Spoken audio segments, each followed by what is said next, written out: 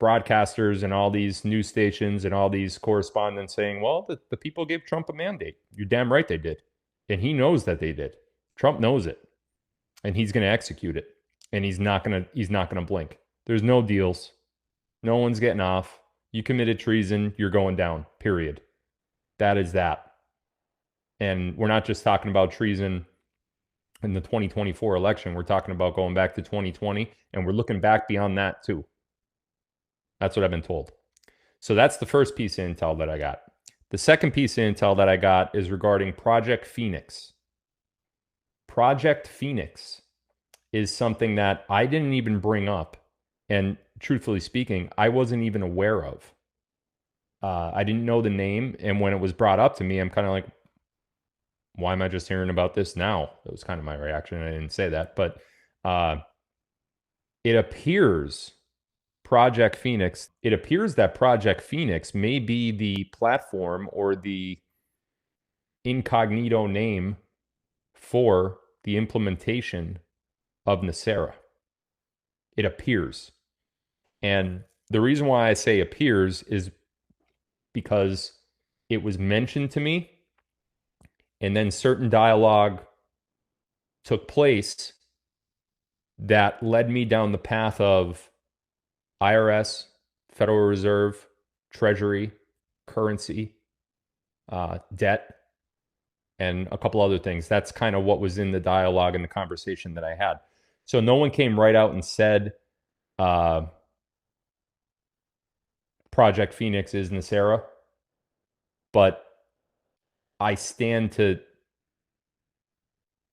have a feeling that that's what it is based on the conversation that I had.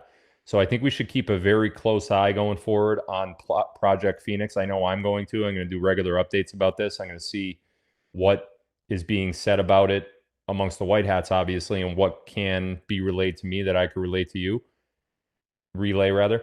But I also want to see what the administration is saying about it publicly, because there's going to have to be some sort of, honestly, there doesn't have to be any legislation that passes it. Trump could do it through executive order.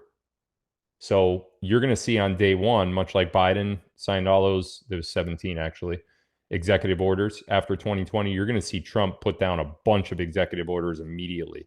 That's what's going to happen.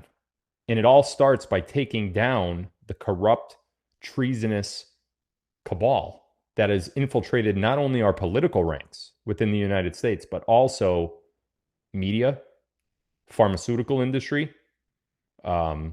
Wait until you see what Robert Kennedy is going to do to the World Health Organization and the CDC. They are shaken. That if there's any group right now that's scared the most, and I'm including the cabal, and I'm including, the central bankers, not only within the United States and the Federal Reserve, but worldwide.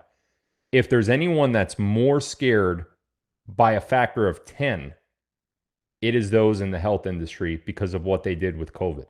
And I'm not just talking about unleashing the virus on America so they could chart it. And just so everyone's aware of my view on this, COVID was brought in for one reason.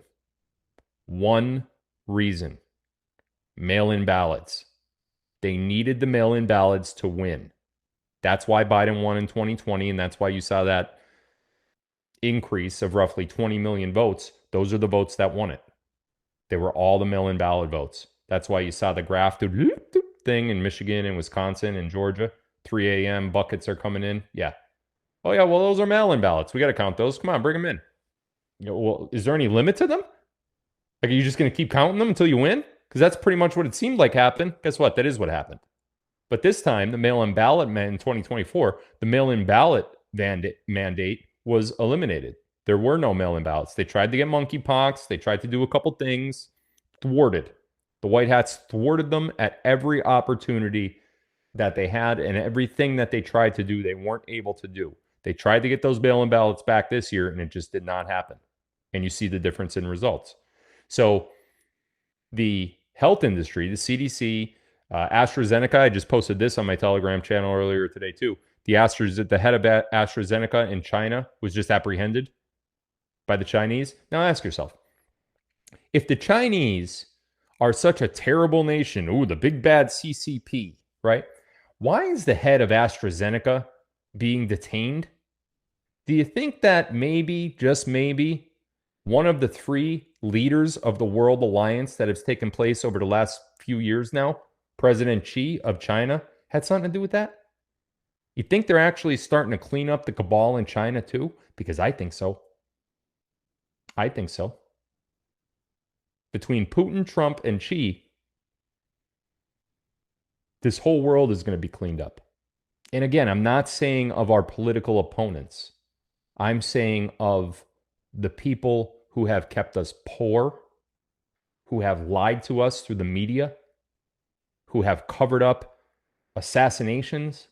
They've covered up plane crashes. They've covered up so many different things because they think that they get to decide for us what we know and what we don't know. And the time for that shit is over. It's over. We're not doing it anymore. We're never going back. Never. So with that said, let's keep an eye on Project Phoenix. Unfortunately, I don't have any details about Project Phoenix. I was just given dialogue. You know, it was a